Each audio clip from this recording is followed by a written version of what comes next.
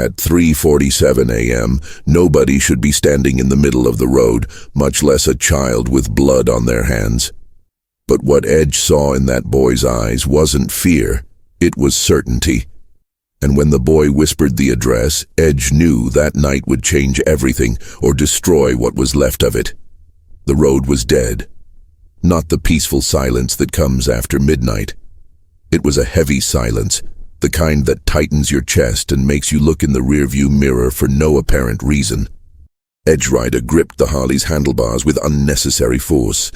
He did this when something wasn't right, and on that October morning, nothing was right. The cold wind cut his face. The moon was hidden. The motorcycle headlights tore through the empty asphalt of Interstate 40 on the way to Albuquerque. He was in no hurry. He had no destination. Just the road. Always the road. That's when he saw it. A small figure, standing still, in the middle of the track. Edge slammed on the brakes so hard.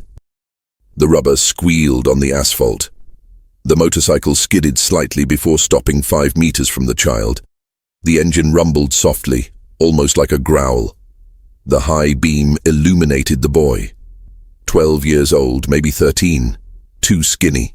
Grey t-shirt torn at the sleeve, jeans dirty with soil, shoes with holes, and his hands. God, his hands. They were covered in blood. Not much. Not like he'd hurt himself, but enough to look like he'd touched something, or someone, that was bleeding. Edge slowly removed his helmet, his grey eyes fixed on the boy. The boy didn't move. He didn't run. He didn't scream. He just stood there, breathing rapidly, looking at Edge as if he had been waiting for him. "Get out of the way, kid." Edge's voice came out hoarse and tired. The boy shook his head. Not in fear. In urgency. "You need to listen to me." Edge got off the motorcycle. The leather of his jacket creaked. He was tall, broad-shouldered, with a thick beard. Tattoos climbed up his neck, scars on. His hands, the kind of man who made mothers cross the street with their children. But the boy didn't back down. "I told you to leave. People are dying." The words fell like stones. Edge stopped. The wind blew between them. Silence. Only the low engine of the Harley and the boy's rapid breathing. Dying where? The boy pointed to the side of the road. There was a dirt exit, almost invisible. No sign, no light. Just darkness. Down there, in the old blue trailer house. They're hurting her. "Who?" "My sister." The boy's voice broke. Not in tears, in suppressed anger. Edge looked at the empty road, then at the boy, then at the hands stained with blood. "Where are your parents?" "My father is the one who's there." And right there, in that second, Edge felt his stomach churn. He knew that kind of silence, that kind of fear disguised as courage, that kind of child who doesn't ask for help, because they've already learned that no one will come. Edge took a deep breath. He ran a hand through his beard. He looked towards the dirt exit. "How long has it been?" "Since I left. About 15 minutes. "And you walked all the way here?" "Run." Edge looked at the boy's feet, torn sneakers, blood on his heel. "How many people are in there?" "My father, his friend, and her." "How old is your sister?" 8. Edge closed his eyes, just for a second. Just enough to push back the memory that was trying to surface. When she opened her eyes, the boy was still there, steady, waiting. "Do you know what you're asking for, kid?" "I know that if I don't ask, she dies." And it was with that sentence that Edge Rider stopped being just a man passing by. If this story has already tugged at your heartstrings, subscribe now and comment on where you're watching from, because you won't be able to stop. I guarantee it. Edge did not respond. He just looked at the boy. Really looked. Not the way adults look at children. From above, in a hurry, already deciding what they're going to say. He looked the way you look at someone who has just handed you their life. And the boy held the gaze. He didn't look away. He didn't blink. He didn't beg. There was something in her eyes that Edge recognized, something he'd seen in the mirror for years. It wasn't despair, it was decision. The decision of someone who's already lost so much that they're no longer afraid of losing the rest. "What's your name?" Edge asked quietly. "Carter." "Carter what?" "Only Carter." Edge nodded. He understood. Full names mattered on birth certificates, in courts, in schools. There, in the middle of the night, with blood on their hands and a sister in danger, surnames were a luxury. "Okay, Carter. Listen here." Edge crouched down to the boy's level, knees on the cold asphalt. "I'm going down there, but you stay here, on the road. Don't move, no matter what you hear, understand?" Carter shook his head. "No." Edge frowned. "What do you mean, no?" "I'll go with you." "Boy, I'm not asking, I'm ordering. And I'm not obeying." Carter's voice was firm, broken, but firm. Edge could see the boy's hands trembling, not from cold, from adrenaline, from trapped fear. But he wasn't going to back down. Edge sighed. He ran a hand over his face. He could force it. He could put the kid on the motorcycle, call 911 and get out of there.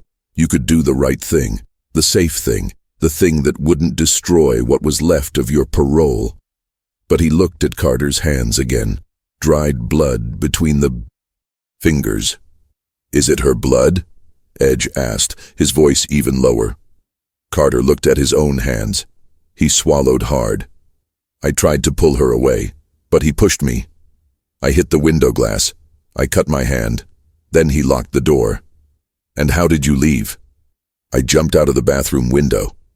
Edge pictured the scene, a 12-year-old boy jumping out of a trailer window in the middle of the night, running barefoot down a dirt road, bleeding, alone, knowing that if no one came, his sister would die, and he had ended up here, in front of Edge. By chance? By luck? Or because the universe still had a cruel sense of humor? Edge stood up. He looked into the darkness of the dirt exit. Then at the motorcycle. Then at Carter. "If I let you come, you do exactly what I tell you. No questioning, no hesitation. If I tell you to run, you run.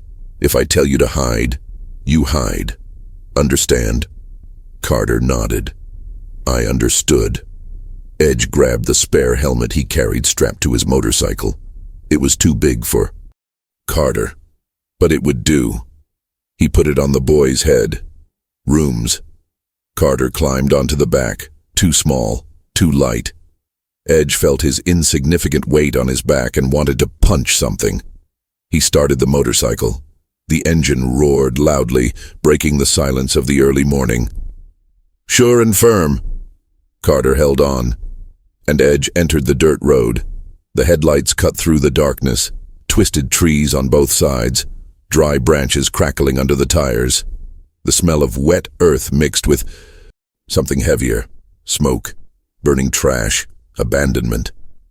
They descended for almost 2 minutes, until Edge saw them, a faded blue trailer, windows covered with old sheets, yellow light leaking from under the door, an old car parked out front, a 1990s Chevy, dented bumper, bald tire, and silence, too much silence. Edge turned off the motorcycle about 50 meters away. He got off. Carter got off after him. "Stay here," Edge whispered. "I'll go with you." "Carter, I know where she is. You don't." Edge looked into the boy's eyes, and he saw that he was right. "Okay, but you're always following me. All the time, following me." Carter agreed. They walked slowly. Edge tiptoed, avoiding sticks. Carter imitated him. They reached the side window. Edge looked through a gap in the sheet, and what he saw made his blood run cold. Inside the trailer, a girl was huddled in the corner. 8 years, maybe less. Dirty blonde hair plastered to a face wet with tears and sweat. Torn shirt, bare feet, scraped knees. Wide eyes fixed on the ground, as if looking up was worse than dying.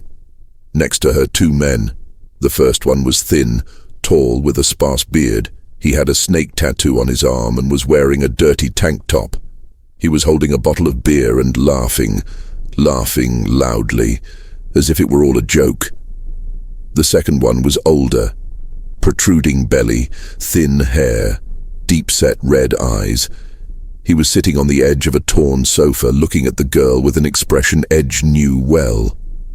Hunger, not food, of power. Edge felt bile rising. He felt his hands clench into fists so tight that his nails dug into his palms. He felt the world shrink until it fit only within that window. And then he felt Carter's small hand gripping his jacket.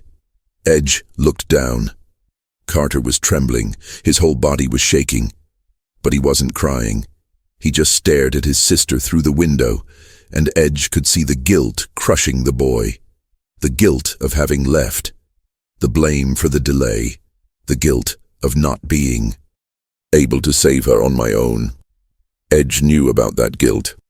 He was 9 years old when he saw his stepfather hit his mother for the first time, 12 when he saw it for the last time, because at 12 he had given up trying to stop it.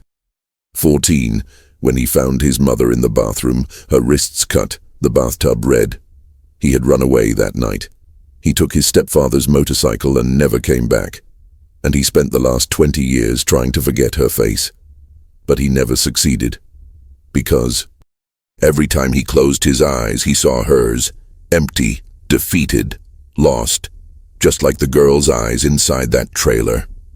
Edge took a deep breath. He forced his mind to go back. He forced the past to stay where it was, buried, locked away, rotting in silence. He looked at Carter.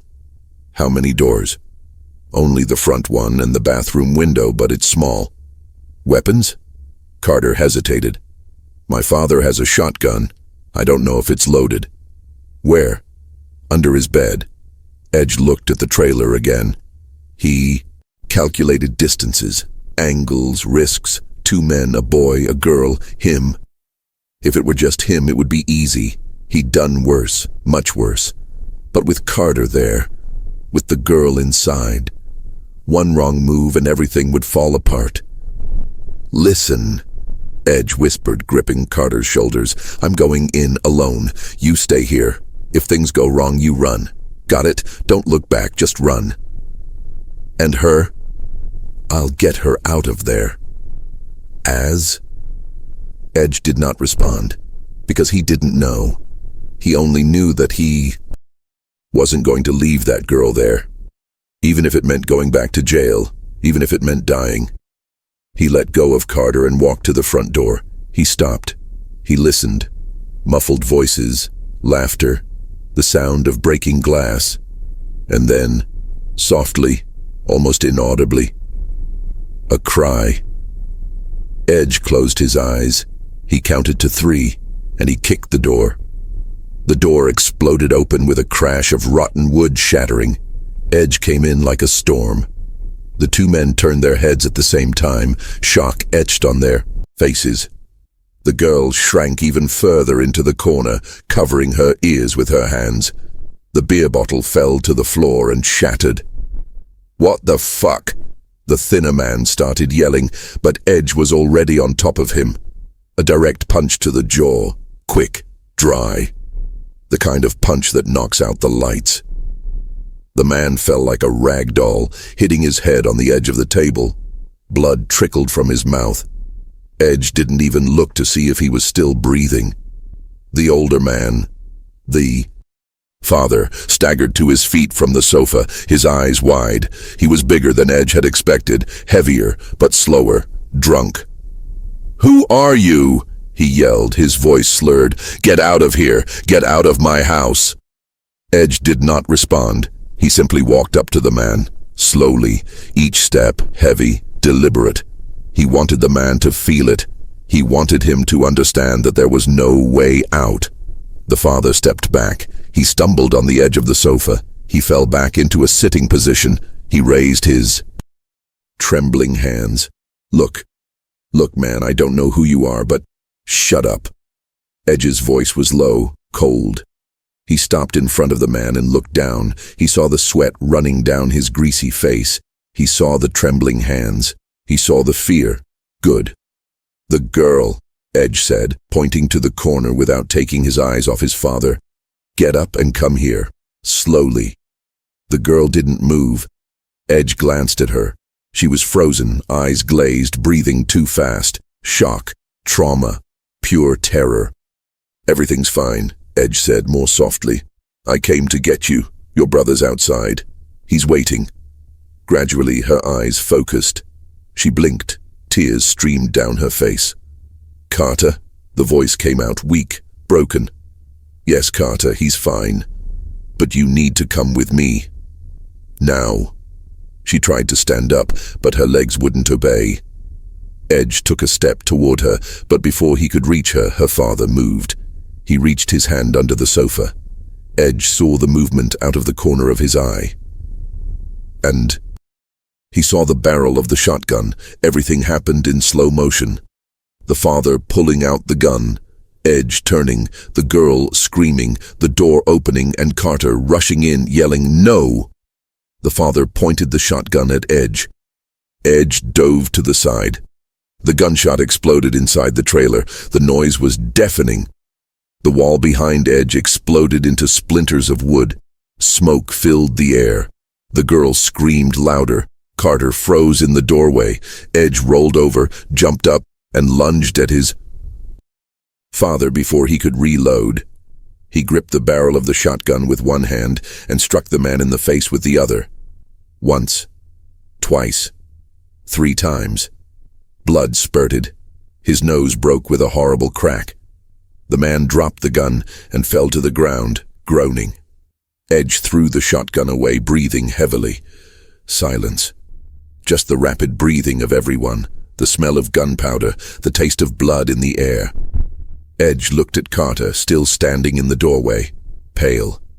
I told you to stay. Outside. Carter didn't answer. He just ran to his sister and hugged her. She collapsed in his arms, sobbing. He held her tight, whispering something Edge couldn't hear. Edge looked at the 2 men on the ground, one unconscious, the other groaning, clutching his bloodied face. He had crossed the line, again, and he felt nothing but a cold and dangerous satisfaction. But then he heard sirens, far away, but coming closer. Someone had heard the gunshot. Someone had called the police. And Edge knew exactly what was going to happen. Edge froze. The sirens cut through the night, still distant, but fast approaching. He looked at the open door, then at the children huddled together in the corner, then at the 2 broken men on the floor. Every passing second was a decision. Staying meant explanations, questions, investigation. An ex-convict biker breaking into a house, beating 2 men, a shot fired. It didn't matter what had happened inside before he arrived. It didn't matter that he had saved a child. He knew the script. Handcuffs, interrogation. You don't have the right to take justice into your own hands. Back to jail. End of parole. End of the road. Leaving meant leaving Carter and his sister alone. Leaving them to deal with the police, with social workers, with the system. The same system that had failed them so far. The same system that would probably send the children back to some relative, some shelter, some place where nobody really cared. And Edge knew this script as well. Because he had lived. He looked at Carter. The boy was holding his sister, but his eyes were fixed on Edge. There was no accusation in that look, no reproach, just understanding. The understanding of someone who knows that everyone will leave in the end. The sirens got louder. You need to go, Carter said, his voice firm despite his teary eyes. Edge shook his head. No. They're going to arrest you. I know. You don't have to stay, we'll be fine. No, you won't stay. Carter lowered his gaze, because he knew Edge was right. The girl lifted her head from her brother's shoulder. She looked at Edge for the first time for real. Green eyes, swollen from crying, dirty face. But there was something there. Recognition. Not because of who Edge was, but because of what he had done. Thank you, she whispered. And that word broke something inside Edge, because no one had ever thanked him for anything. He took a deep breath. He ran his hand through his beard. He looked at the door. The blue and red lights were already flashing between the trees. He had 10 seconds, maybe 15. "Listen," Edge said, crouching down in front of the children. "When the police arrive, you're going to tell them everything, what they did, what you went through. Don't hide anything, understand?" Carter nodded. The girl nodded too. "And what if they ask about me?" Carter hesitated. "What do we talk about?" Edge smiled. It wasn't a happy smile. It was tired, sad. "The truth, that I passed. By on the road, that you stopped me, that I came in here and did what needed to be done. They're going to look for you. I know." The sirens stopped, engines shutting down, doors slamming, voices shouting commands. Edge stood up. He walked to the door. He stopped in the doorway. He looked back one last time. Carter was holding his sister. They were both looking at him.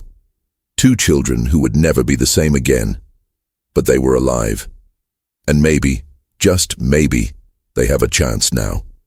Edge emerged from the trailer with his hands raised, 3 patrol cars, 6 police officers, flashlights pointed directly at him, guns drawn.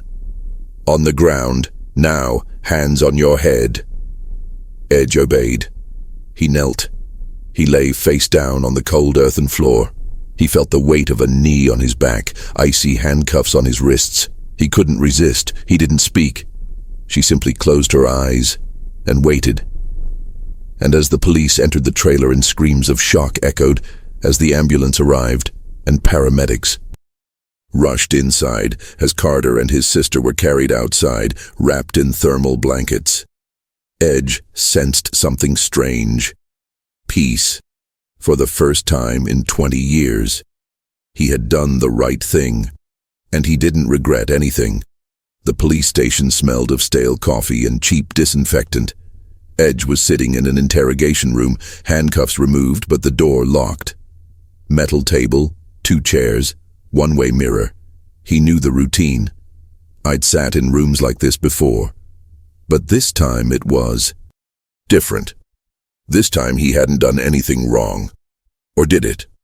The door opened. A detective entered. In his early 40s. Bald, gray mustache. Deep dark circles under his eyes. He carried a thin briefcase and a mug of coffee. She sat down in front of Edge without saying anything. She just studied him. Tired eyes, but attentive. "Edge Rider," he finally said, opening the folder. "Convicted of aggravated assault in 2019, parole since 2023, registered in Santa Fe, travel restriction within the state, no weapons allowed, required to report monthly meetings with a parole officer." Edge did not respond. The detective turned the page. "And tonight you trespass on private property, assault 2 men, one of whom is in the hospital with a broken jaw and 3 missing teeth, the other with a broken nose, 3 fractured ribs, and suspected internal bleeding. Fire a gun indoors with children present, and then surrender peacefully." Silence. The detective closed the folder. He crossed his arms. "Are you going to tell me I'm wrong?" Edge looked him straight in the eyes. "Did you see the children?" The detective did not look away. "We. So you know why I did what I did?" "I know. But the law doesn't work that way. The law didn't protect them either." The detective sighed. He ran a hand over his face. Edge saw the weariness there, not just physical, the kind of weariness of someone who sees too much shit and can't fix anything. "You're right," the detective said quietly. "The law failed these children, just as it failed hundreds of others. But that doesn't give you the right to take justice into your own hands. So what should I have done? Just walked past? Called the police and waited for them to arrive while that son of a bitch finished what he was doing? You should have called first. And how many children die while the call is being transferred?" The detective did not respond. Edge leaned forward. "I did what needed to be done. If you want to arrest me for it, arrest me. But don't pretend I'm the villain in this story." The detective remained silent for a long time. Then he stood up. "Wait here." He left. Edge was alone. He looked in the mirror. He knew there were people on the other side watching, analyzing, deciding. He didn't care. At least the children were safe. 20 minutes later, the door opened again. But it wasn't the detective. She was a woman, in her early 30s, dark suit, hair tied back, briefcase under her arm, sharp eyes. Social worker. Edge felt his stomach sink. "Mr. Ryder," she said, sitting down. "My name is Amanda Cole. I'm the social worker in charge of Carter and Emily's case." Emily. Edge didn't even know the girl's name until now. "Are they doing well?" he asked. "They're in the hospital, undergoing tests. Emily will need intensive psychological support. Carter too. But physically they'll be fine." Edge nodded. He felt a small but real relief. "And the father?" Amanda hesitated. "He's in custody. He'll face charges of child abuse, neglect, attempted murder against you. The list is long. He won't be getting out anytime soon." "And the other one?" "Still unconscious. But when he wakes up, the same fate awaits him." "Good." Amanda opened the folder. "Carter told me what happened, how he stopped you on the road, how you got down to the trailer, how you saved his sister's life." She stopped. She looked straight at Edge. "He also told me you were going to leave, but you stayed." Edge did not respond. "Why did you stay?" The question hung in the air, because he didn't know the answer. Either he knew but didn't want to admit it. "Because they didn't deserve to be abandoned again," Edge finally said. Amanda nodded slowly. "Detective Anderson won't arrest you." Edge blinked, surprised. "What?" He reviewed the evidence, the children's testimony, the condition of the trailer, Emily's injuries. "Technically, you trespassed and assaulted 2 people, but given the context, he's going to file it as defending a third party." Edge didn't believe it. "Is he going to let me go?" "Yes, but..." There was always a but. "You're going to have to testify at the trial against their father." Edge nodded. "No problem." Amanda closed the folder, but she didn't get up. She stood there looking at Edge with a strange expression. "Carter asked if he could see you before you left." Edge felt his chest tighten. "He doesn't need..." He insisted. Silence. "It is fine." They took Edge to the waiting room. Carter was sitting on a small plastic bench, very alone. He was wearing a shirt borrowed from the hospital, which was too big. He had a bandage on his hand. His eyes were red with tiredness. When he saw Edge, he jumped up. For a second, Edge thought the boy was going to run up to him. But Carter stopped a meter away, as if he didn't know if he could get closer.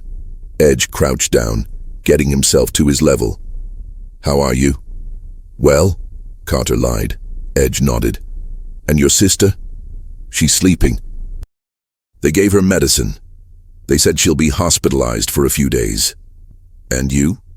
Carter shrugged. "I'll be staying in a temporary shelter until they find a family member."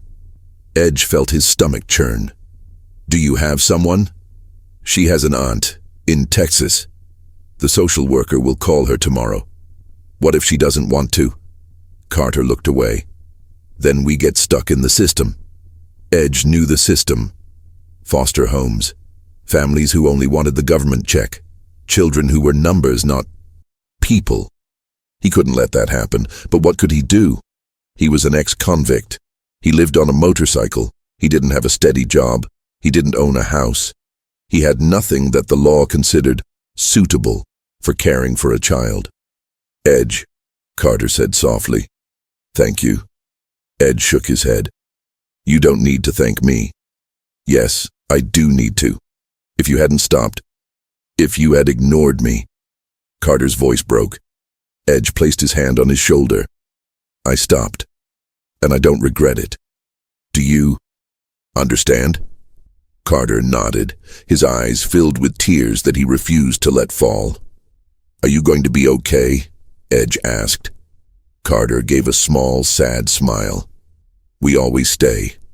And that sentence split Edge in two, because he had said the same thing when he was 9, when he was 12, when he was 14. We always stay. It didn't stay that way. Edge stood up. He looked at Amanda, who was waiting at the door. Can I know how they are? Later? Amanda hesitated but nodded. I'll give you my contact information. You can call. Edge thanked him. He looked at Carter one last time. Take care of her. I always took care of it. Edge left the police station at 6:23 a.m. The sun was rising. Orange and purple sky. Cold air cutting through the skin. His motorcycle was parked outside, seized as evidence but has now been released. He climbed in. He started the engine. He felt the familiar vibration rise up his legs, up his chest, and he stood there motionless, not knowing where to go. For the first time in my life, the road didn't seem long enough. He picked up his cell phone. He hesitated. Then he dialed. 3 taps. Hello? The voice was hoarse, deep, tired, but familiar. Reaper, that's me. Silence on the other end. Then a low laugh. Edge, how long has it been? 3 years. And why are you calling? Did someone die? Worse. I need help. Another silence. Where are you? New Mexico, near Albuquerque. Are you in jail? No, but almost. Reaper sighed. I'm sending the boys. Stay where you are. We'll be there by noon. You don't need to. Edge, you're my brother. We don't leave our brothers alone. And the call dropped. Edge looked at his phone, then at the horizon. The brothers were coming, and when they arrived, things were going to change. For better or for worse, he didn't know, but he was no longer alone. They arrived at 11:47 a.m. Edge heard before he saw. The deep, unmistakable roar of a dozen Harleys tearing down the road. The sound echoed through the mountains, a wave of metallic thunder that made the ground tremble. He was sitting on a bench outside an old gas station, drinking cold coffee from a styrofoam cup. He looked up and saw the cloud of dust before he saw the motorcycles. Then they appeared. 12 motorcycles. Maybe 15. V formation. Leather, metal, tattoos, and freedom. In front, bigger than them all, came Reaper. 2 meters of muscle and scars. A beard down to his chest. Sunglasses even on a cloudy day. A leather jacket with the club's patch, Death's Road MC. They stopped in front of the gas station in a choreography rehearsed over years on the road. Engines off. Heavy silence. Reaper got off his motorcycle. He walked over to Edge. He stopped in front of him. For a second, nobody moved. Then Reaper extended his hand. Edge pressed the button, and he was pulled into a hug that almost broke his ribs. Son of a bitch, Reaper muttered, slapping Edge hard on the back. 3 years without any news. I thought you were dead. Almost. Reaper released Edge and studied him from head to toe. You look like shit. Thanks. Reaper laughed. Then he became serious. Account. Edge explained. All. The road. Carter. The trailer. The girl. The father. The gunshot. The police. The other bikers gathered around, listening in silence. No one interrupted. No one judged. When Edge finished, Reaper crossed his arms. Where are the children now? Hospital. Then they go to the system. Family. Maybe an aunt. In Texas, maybe not. Reaper looked at the others. They exchanged glances. Nothing was said, but everything was understood. We'll see them, Reaper said. Edge frowned. Why? Because you have no idea what you've just started, brother. They went to the hospital by train. 15 motorcycles roared through the streets of Albuquerque. People stopped to watch. Some were afraid, some were admiring, some were hateful. Edge knew those stares. He had grown up receiving them. They arrived at the hospital and parked. Reaper led the way to the reception area. The attendant, a woman in her 50s, turned pale when she saw the group enter. But Reaper only smiled. the kind of smile that didn't reach his eyes. "We're here to see Emily Carter. Her room." I need to check if—" "No need to check anything, ma'am. Just give me the room number." Reaper's voice was calm, but there was steel in it. The attendant swallowed hard. She typed into the computer, "Room 307, but only family can—" "Thanks." They went up. In the third-floor hallway, Amanda Cole was waiting. She saw the group, and her eyes widened.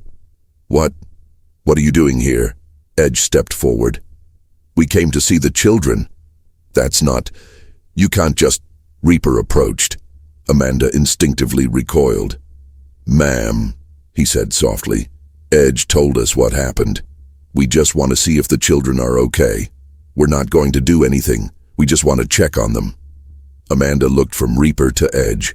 She hesitated. Then he sighed. "5 minutes, and only 3 of you." Reaper nodded. "Edge, you and one more." A biker stepped forward. He was older than the others. Gray hair, kind eyes, a rose tattoo on his forearm. "Father," Reaper said, "go with them." The priest nodded. Edge, Padre, and Reaper followed Amanda to room 307. Amanda opened the door slowly. The room was small. Hospital bed. White curtains. Soft light. And on the bed, Emily. She was awake, looking out the window. When the door opened, she turned her head. Edge saw, and she smiled. It was a small, shy smile, but genuine. Edge felt a tightening in his chest. "Hi," he said softly. "Hey." Edge approached. He sat in the chair next to the bed. "How are you?" "That's better. The doctor said I can leave tomorrow." "And your brother?" "Carter's at the shelter, but he'll come see me later." Edge nodded. Emily looked at Reaper and Padre, curious. "Are they your friends?" "Yes, they are my brothers." Emily thought about that. True brothers? Of choice, which is stronger. She seemed to understand. The priest approached. He knelt beside the bed. "Hi, Emily. My name is Father. Are you a real priest?" The priest smiled. "No, but I like helping people, just like a priest." Emily looked at him, then at Edge, then at Reaper. "Did you come to see me?" "We came to do more than that," Reaper said. "We came to make you a promise." Emily blinked, confused. "What promise?" Reaper crouched down, getting himself to her level. "You and your brother will never be alone again. Understand? No matter what happens, we'll take care of you."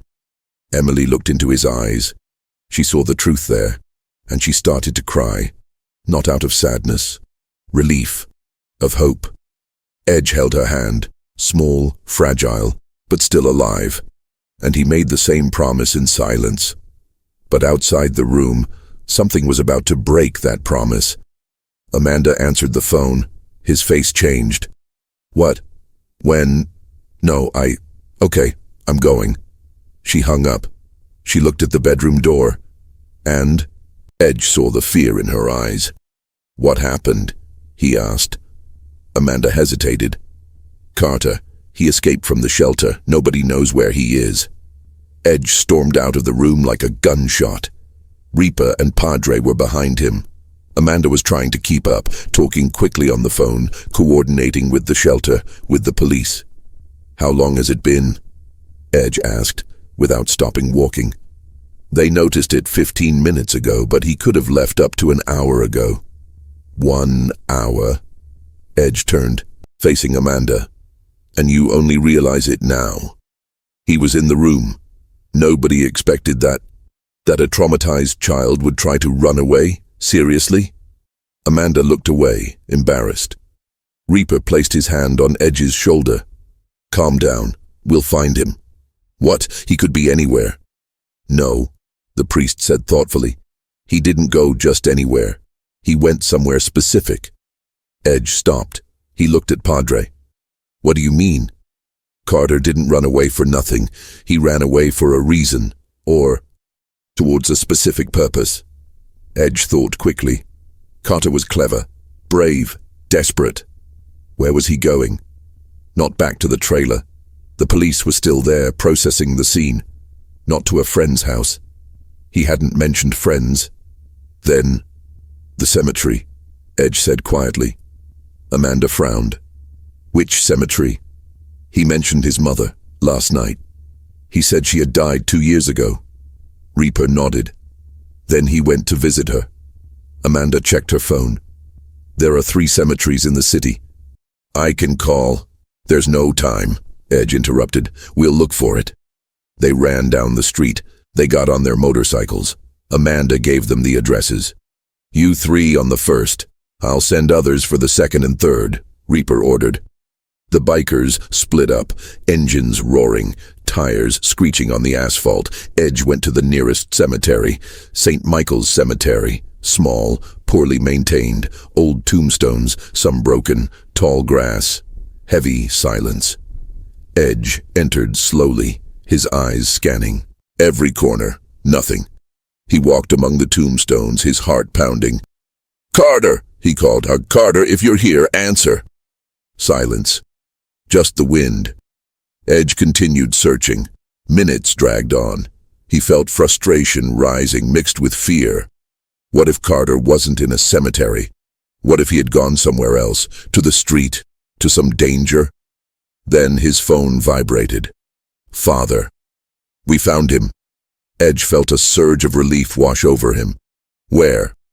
Memorial Gardens Cemetery, northeast. Is he okay?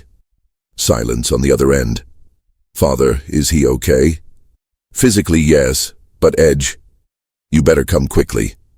Edge arrived in 12 minutes. He jumped off the motorcycle before even turning off the engine and ran to where the priest was waiting, standing under an old tree. Where? The priest pointed. Edge saw. Carter was kneeling in front of a simple gravestone, head bowed, shoulders trembling, crying. Edge approached slowly. He didn't want to scare him. Carter. The boy didn't move. Edge stopped beside him. He looked at the gravestone. Margaret Ann Carter, 1985, 2023. Beloved mother and light in the darkness. Edge felt the weight of those words. He knelt beside Carter. She was your mother. Carter nodded, without raising his head. She died of cancer. It's been 2 years. My father. After she died, he changed. He started drinking. He started doing things. Carter's voice was broken, yet firm. I tried to protect Emily. I really tried. But I'm too small, too weak. I couldn't. Carter. I couldn't do it, Carter screamed, finally lifting his head. Tears streaming down his face, his eyes red. I couldn't save my mother. I couldn't save my sister. I can't do anything. Edge held his shoulders. You saved your sister. You were the one who came to me. You were the one who had the courage to ask for help. You are 12 years old and you did what grown men don't have the courage to do. But she's still hurt. She's still suffering. And my mother isn't here anymore to help. Carter broke down. Edge pulled him into a hug. The boy sobbed against his chest, years of pain coming out all at once. Edge held firm. He said nothing, because there were no words. The only truth is that pain doesn't go away. It just changes shape. After a while, Carter calmed down. He wiped his face with his sleeve. I'm sorry. I shouldn't have run away. You needed to come here, I understand. Carter looked at the gravestone. Do you think she would be proud of me? Edge looked at the name engraved on the stone. I think she already is. Carter gave a small, sad smile. They stayed there for a few more minutes. Then Carter stood up. I'm ready to go back. Edge nodded, but as they were leaving the cemetery, Edge's phone rang. It was Amanda, and her voice was trembling. Edge, you need to go back to the hospital now. Why? What happened? It's Emily. She's gotten worse. They're taking her to emergency surgery. The world stopped. Edge looked at Carter, and he saw the terror in the boy's eyes. They arrived at the hospital in record time. Edge and Carter ran up the stairs without waiting for the elevator. Reaper and the other bikers were already there, in the third-floor hallway, standing silently. Amanda was talking to a doctor. When she saw Edge and Carter, her face fell. Carter ran towards her. "Where is she? What happened?" Amanda knelt in front of him, holding his shoulders. "Carter, listen. Emily had an internal hemorrhage. The doctors hadn't noticed it before because it was minor, but it's gotten worse. They're operating on her now. Will she be okay?" Carter's voice was a desperate whisper. Amanda hesitated, and that hesitation was worse than any answer. "They are doing everything they can." Carter stepped back. He looked at the door to the operating room, then at Edge. "This is my fault." "No, it isn't," Edge said firmly. "I took too long. If I had left earlier, if I had found you sooner." "Carter, listen." Edge held the boy's face, forcing him to look into his eyes. "None of this is your fault. None of it. You did what you could. You saved her. Now the doctors will do the rest. What if they can't?" Edge had no answer, because he couldn't promise that Emily would survive. He couldn't promise anything. Carter let go of the window and went to the hallway window. He stood there, looking out, trying to catch his breath. Edge approached Amanda. "How long?" "It could take hours, or minutes. It depends on what they find." Edge looked at Reaper. He nodded. "We'll stay." And they stayed. All of them. 15 bikers sitting or leaning against the walls of a hospital corridor, silent, waiting. The hours dragged on. Carter didn't move from the window. Edge stayed close to him, but without speaking. Just present. The priest prayed softly. Other bikers smoked outside. Reaper paced back and forth, tense. And then, after 3 hours and 40 minutes, the door to the operating room opened. A doctor came out, mask down, tired eyes. Everyone stood up. Carter turned around. The doctor looked around. He saw the group. He frowned, but made no comment. "Emily Carter's family?" Carter stepped forward. "It's me. I'm her brother." The doctor crouched down to his level. "She underwent surgery. It was complicated. But she is strong. Very strong." Carter held his breath. "Will she be okay?" The doctor smiled. Tired, but genuine. "She'll be fine." Carter collapsed. Not out of sadness. Pure relief. Edge caught him before he fell. He hugged him tightly while the boy cried, but this time they were good tears. The bikers let out sighs of relief. Some patted each other on the back. Reaper simply closed his eyes and thanked whoever was listening. "When can I see her?" Carter asked, wiping his face. "In a few hours. She needs to wake up from the anesthesia first. But after that, you can stay with her as long as you want." Carter nodded. The doctor stood up and looked at Edge. "You are the man who saved her." Edge shook his head. "No, it was him." She pointed at Carter. "He's the one who saved her." The doctor looked at Carter with respect. "So you too saved her. And she's very lucky to have you." And he left. Carter looked at Edge. "Thank you for everything." Edge placed his hand on his shoulder. "You don't need to thank us, kid. We're family now." And that's what he meant. Because there, in that corridor, with those men in leather and scars, with a traumatized but alive child, Edge finally understood what it meant to belong somewhere. But outside the hospital, someone was watching. Someone who didn't like what they saw at all. And that he was going to do everything to destroy it. 2 days later, Edge received the connection. It was Amanda, and her voice was tense. "Edge." Their aunt showed up. Edge felt his stomach sink. And she wants to take Carter and Emily to Texas today. What?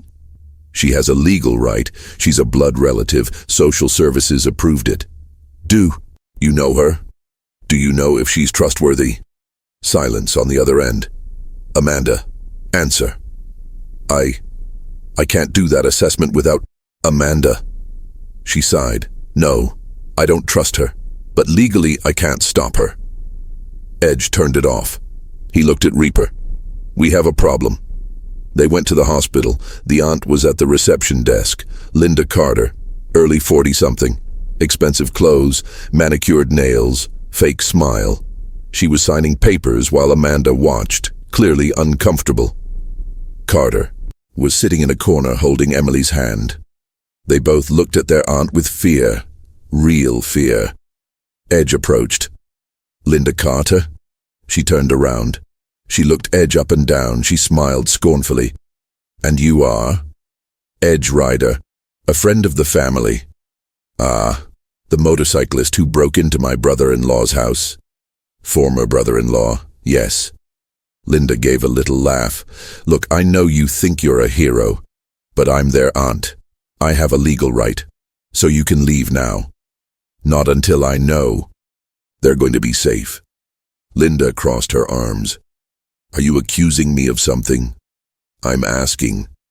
Why didn't you ever show up before, when their mother died, when their father started drinking, when they needed you? Linda blushed. That's none of your business. It became my problem when I saw Emily almost die. Carter stood up. He walked over to Edge. I don't want to go with her. Linda rolled her eyes. Carter, don't be dramatic. You and your sister are going to live with me. In a real house, with real food, a real school. We don't know you. I am your aunt. You never called. You never sent a letter. You never came to visit. Linda opened her mouth to answer, but couldn't, because Carter was right. Edge moved closer. Why do you want them now? Linda hesitated, just for a second. But Edge saw it, and he understood. It's the money, isn't it? Their mother's insurance, the pension, the benefits. Linda turned pale. I don't need to hear this. Amanda, finish those papers. Amanda looked at Edge, conflicted. Legally she has... I know what she has legally, Edge interrupted. But morally, she has nothing. Reaper entered the room, and behind him 5 more bikers. Linda stepped back. What are you doing? Reaper crossed his arms. He stared at Linda without saying a word. His mere presence was enough. Linda looked around. She saw that she was surrounded. She saw that she had lost. You can't stop me. I have the right. You have no right to anything, Carter said, his voice firm. And I'm going to tell everyone why you even came here. Linda froze. Carter, don't be... You called my father 6 months ago, asking for money. He said no. You cursed at him and hung up. I heard everything. Linda turned white. You're lying. No, I'm not, and I have proof. Edge looked at Carter, surprised. The boy took his cell phone out of his pocket. It was old, with a cracked screen, but it worked. I recorded it, because I thought it was strange, and I saved it. He showed the screen to Amanda. She listened, and her face changed completely. Linda, Amanda said softly, I think it's best if you leave. But I have the right. You have no right to anything, Amanda yelled, finally losing her patience. Get out of here before I call security, or worse, before I let these men handle it. Linda looked at the bikers. She saw the cold eyes, the clenched hands, the silent promise that if she didn't leave, they would make her leave. She grabbed her bag. She glared at Carter and Emily with hatred. You're going to regret this. And he left. Silence. Carter released the breath he had been holding. Emily started to cry, but tears of relief. Edge knelt in front of them. It's over. You're safe now. Carter looked him in the eyes. And now, what happens to us?